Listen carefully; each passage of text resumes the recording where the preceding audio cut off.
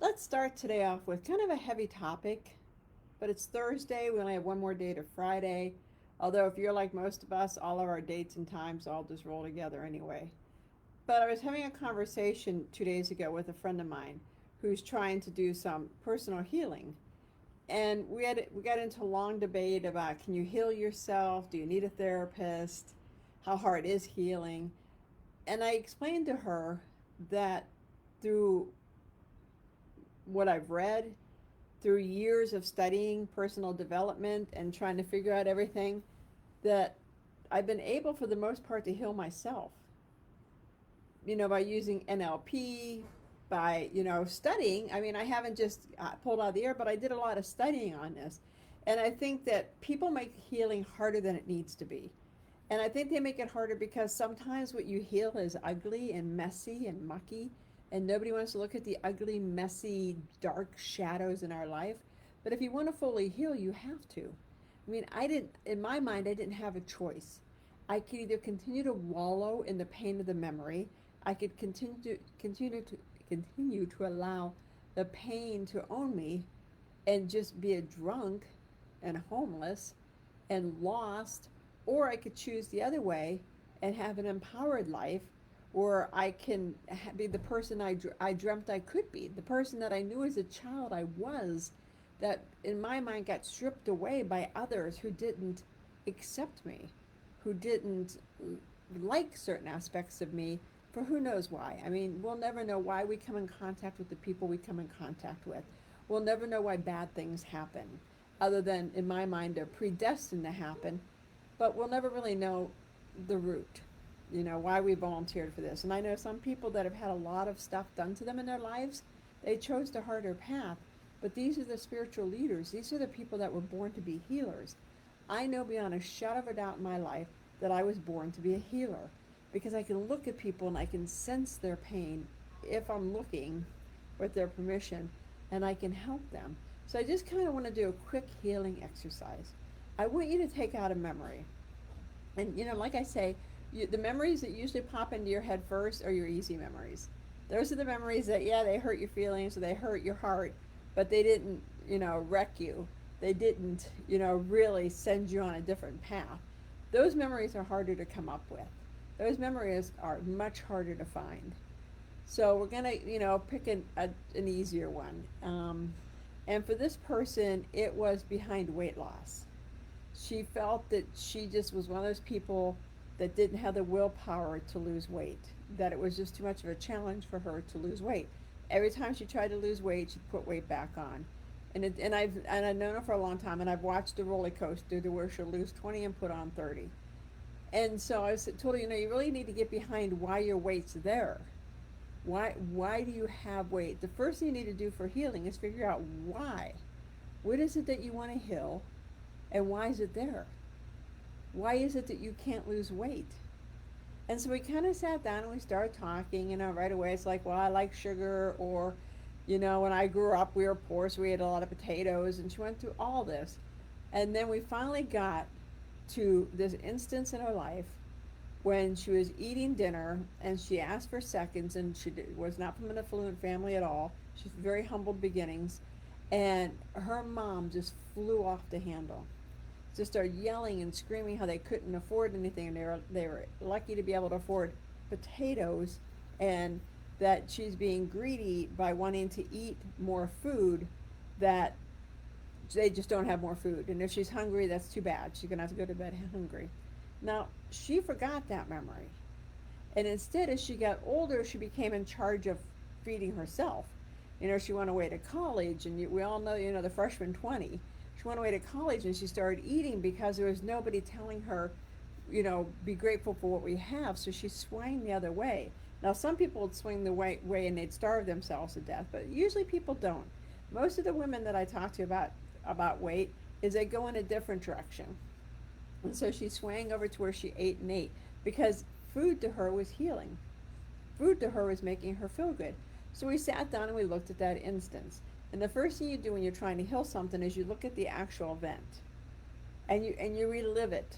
It's like, you're going to a movie theater and the movie comes on and you see this person up on the screen, the person who happens to be you, going through the memory. And once you see the memory and once you feel it, we're going to change that feeling like that. You're going to go through the memory completely different. You know, and in her case, we went through the memory where she asked for seconds and her mother looked at her lovingly and said, you know, sadly tonight we don't have a lot of extra food. You know, we're kind of, you know, not kind of humble and, you know, we don't have a lot of money. So this is all we have. And I'm so sorry that you're hungry. But, you know, tomorrow we'll go to the market and get, you know, whatever kind of food. And it was basically based on what they ate all the time. So it had to be her memory. It can't be my memory. It had to be her memory. And actually, I think it was built around a holiday where they were at her grandparents' house and the food was flowing and the parents were happy. I said, you know, use that memory now with your parents at your house. So when you ask for more food, your mother can look at you and say, oh, honey, I wish we could. But, you know, sadly, it isn't a holiday and we just don't have a lot of money to spare right now. And I really so wish I could, you know, give you more. We just can't at this moment. But, you know, someday, you know, we'll do better or you'll make money and you'll be able to eat more. You'll be able to have more. And in that memory, she was taking her power back of saying, oh, okay, Mom, I want to support the family. So if we don't have food to eat, I understand that. And I don't want a second, you know, I take that back. And she ran this memory over and over and over in her mind saying, I understand, Mom, you know, maybe another time. You know, but putting it totally in her own language. I mean, it can't be my language. And she called me about 2 weeks later and said, you know, I decided, you know, last week to start losing weight. She was, I already lost 6 pounds and I feel good about it. She was, because her weight is no longer her flag in the ground. Her weight is no longer the, you know, I'll be damned, now I'm in control of my own eating and I'm going to eat as much as I want. And she healed that. Now, there are ways to heal bigger stuff, you know, and I can for sure help you. If you ever need help healing, please call on me. You know, like I said, I've healed my abuse. There's all kinds of ways, but that's really a step you take it through. You go back to the memory, you look at the memory, as painful as it is to look at the memory, you look at the memory, and then you reframe it into your own verbiage. I'm going to give you another quick example. Somebody I know that's close to me was talking about this incident that happened, you know, before. They're a family member, but not a direct family member. And they were talking about this instance of when they had gone to meet some family members, and this one family member looked at them and said, you know, why are you even talking? I don't even know who you are. And it devastated her because she's like, well, how can you not know who I am? I'm a part of the family. And the person just looked and said, well, I don't know. Nobody ever told me about you.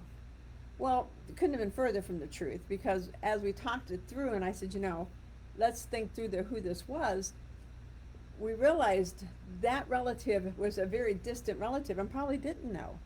So we redid the whole memory. We reframed the whole memory where this distant relative walked in and said, well, hello, Barney. I'm so happy to meet you. Oh my gosh, I've heard so much about you. I'm glad we finally met. And she ran this memory and ran this memory and ran this memory in her head to the point where she believed it. And I asked her about it recently. I said, you know, by the way, you know, what do you think about, you know, your uncle Phil? And she's like, oh, he's the nicest guy. She goes, I feel really good about it. She goes, you're right, it works. Take the time to reframe your memories. Take the time to empower yourself. Don't allow your pain to own you. Turn your pain into your power. Turn your pain into your passion. And if you need help, please, again, let me know. I have a great ebook, Transform Your Life in 7 Days. It's on my website, KarenBarner.com. And I'll post it in the link back here as well if I can figure out how to do short codes. Take control of your life.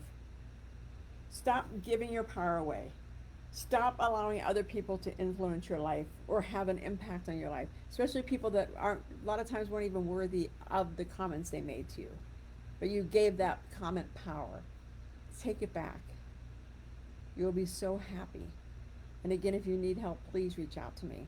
I was born to heal. When I look at my life and all the things I've had to heal in my life, all the abuse and the neglect and speech impediment and the bad and not being smart and everything else, it's because God wanted me to be able to heal other people. And it's my calling, so let me know how I can help you guys. Here's to you igniting your possibilities. Find your blue rose and just be happy. Life's too short. If we learn anything out of this pandemic, just be happy. Thanks, guys.